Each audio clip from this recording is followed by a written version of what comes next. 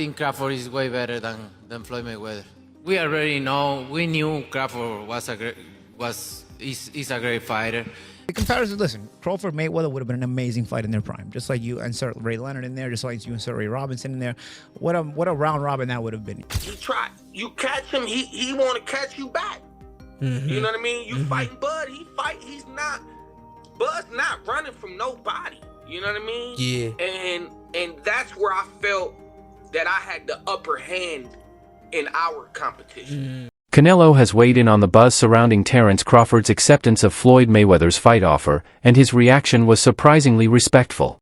Rather than dismissing the idea, Canelo admitted that Crawford could very well finish Mayweather if the two ever stepped into the ring. He acknowledged that Crawford is operating on another level right now, giving him full credit for the dominance he's shown in recent years.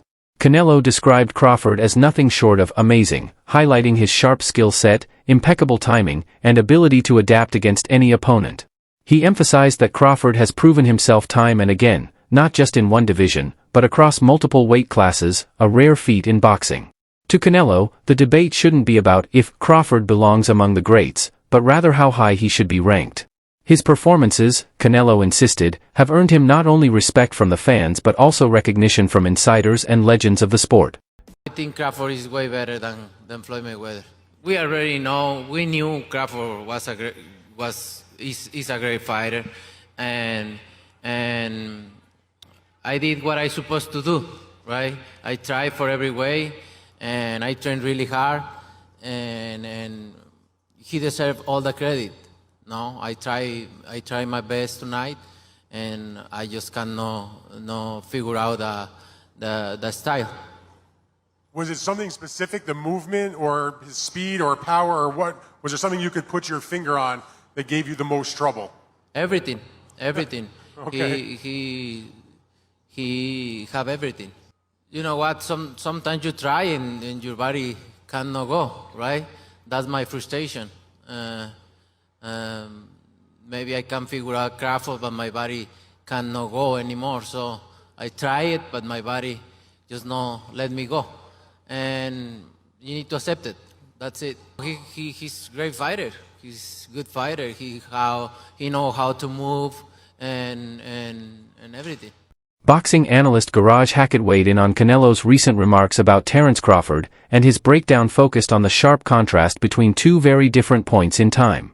Hackett noted that when Canelo Alvarez first met Floyd Mayweather, he was just 23 years old, still raw, still building his style, and not yet the polished champion we know today. That loss, Hackett explained, came against a young fighter who had not yet reached his full potential. Crawford's situation, however, was completely different. By the time he squared off against Canelo, Alvarez had already grown into the face of the sport, a seasoned champion with technical mastery and global recognition. That's why, Hackett argued, Crawford's triumph carries so much weight. It wasn't just another victory, it was a statement win over a fully developed version of Canelo, not the inexperienced fighter who once fell short against Mayweather. Hackett's point was clear: context matters. Crawford didn't just beat a name, he conquered the prime version of a generational talent, and that makes the achievement stand out even more in boxing history. Heard that, what I think is, when Floyd beat me, I was 23, I wasn't polished. When Bud beat me, I was the man. I was the man. And he beat me fair and square. He beat me at my game and he beat me at his game. That's why Canelo said that. Do I believe that? It's tough to believe. We're not going to ever see Bud versus Floyd. And it's crazy.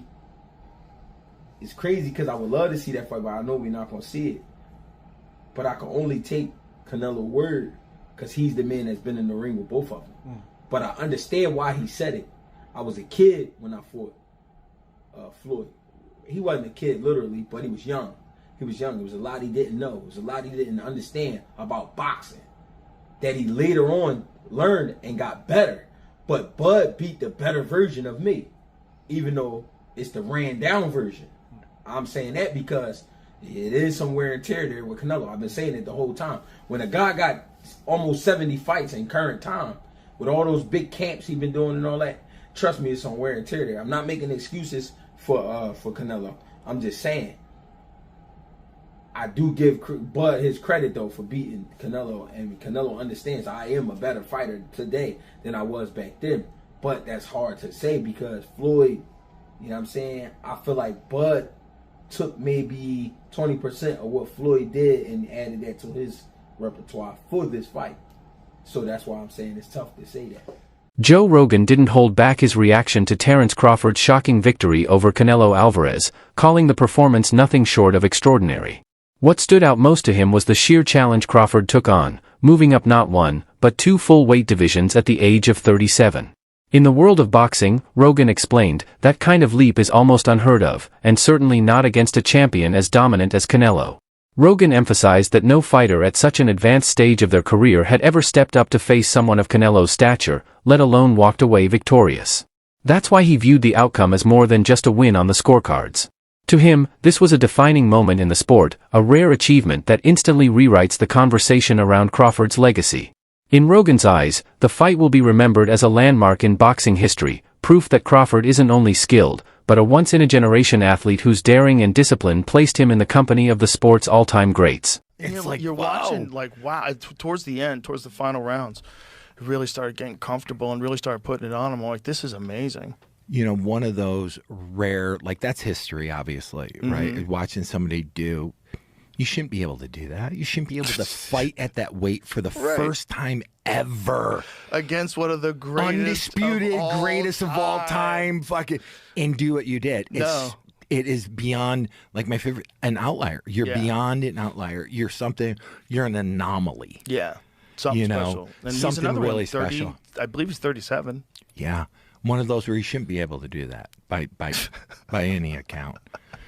By any account. 37, my body was so wrecked. I'm like, fuck you. You know, I can barely go bowl.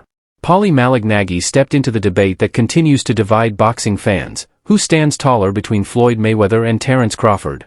He made it clear from the start that this is the type of conversation that will never reach a final verdict. In his view, the two fighters belong to completely different eras, each shaped by unique challenges, styles, and circumstances that make direct comparisons almost impossible.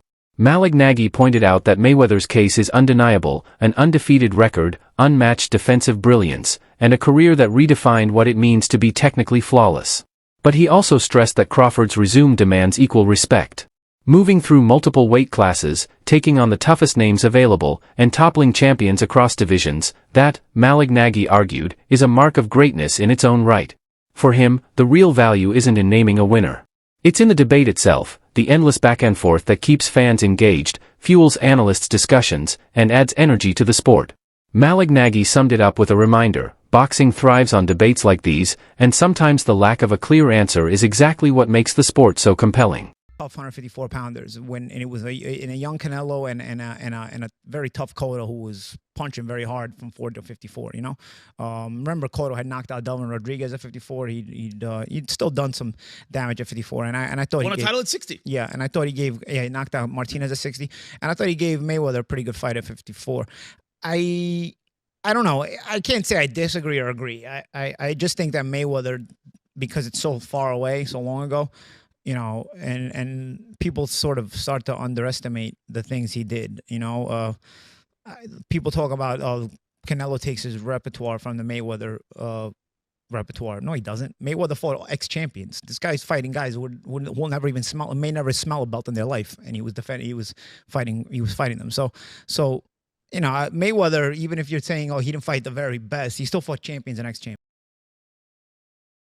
Timothy Bradley didn't hesitate to spark controversy with his take, declaring that Terence Crawford has all the tools required to beat Floyd Mayweather himself.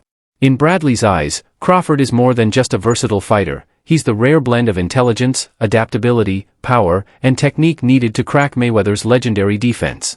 Bradley broke it down further, pointing to Crawford's ability to read opponents in real time and completely shift his approach mid-fight. That adaptability, paired with razor-sharp timing, is what Bradley believes would make Crawford such a difficult puzzle for Mayweather to solve, even if the two had met when Floyd was at his absolute best. The statement was more than simple praise. It was Bradley placing Crawford in the company of the sport's untouchables. He made it clear that in his mind, Crawford isn't just good or even great. He's a fighter with the complete package, someone who belongs in the conversations about surpassing even the most iconic names in boxing history. For Bradley, Crawford's legacy isn't still forming, it's already powerful enough to rival the very best who have ever stepped into the ring. Oh, absolutely. But Terence Crawford will whoop his ass. He would beat Floyd Mayweather. I'm telling you right now, he will beat Floyd Mayweather too. He will beat him too. He got everything it takes to beat Floyd. Floyd struggled in the first half against Zab Judah. Zab Judah, a damn terrific fighter. Terrific fighter, but he ain't no damn Terence Crawford. Especially from the southpaw position. Floyd didn't like fighting southpaws. Floyd reached with that right hand. You think he gonna reach against one of the best back foot counterpunchers in the game? He gonna reach with that right hand against Crawford? He gonna get slept reaching with that backhand. The way he reaches with that. That level change backhand he throws too? No, man, that pull jab he does too, that ain't gonna work. That is not gonna work. Floyd got a 72-inch reach. Yeah, he had quickness, fast reflexes. However, Crawford got all of that too. He got all of that too. And he got a 75-inch reach. Great counterpuncher. Can concentrate all night. Can put pressure on Floyd. He can even invite Floyd in. Yep. I noticed. Floyd's not having success. He started to step on the gas. That's what he do. And he gonna run into problems with Crawford because Crawford hits harder than him.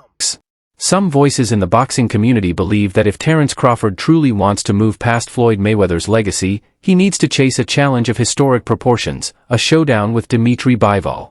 Bivol, widely respected for his size, precision, and dominance at light heavyweight, represents the kind of mountain very few fighters have ever dared to climb.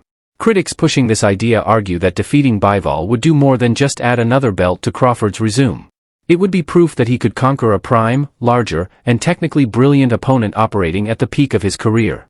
To them, a win of that magnitude wouldn't just compare to Mayweather's achievements, it would surpass them, rewriting the conversation about who deserves to be called the greatest of the modern era. In their view, such a victory would silence the last remaining doubts and elevate Crawford into boxing's most exclusive category, fighters who redefined what was thought possible. Beating Bivol, they contend, wouldn't just be a statement, it would be the ultimate exclamation point on a legacy already pushing the limits of greatness.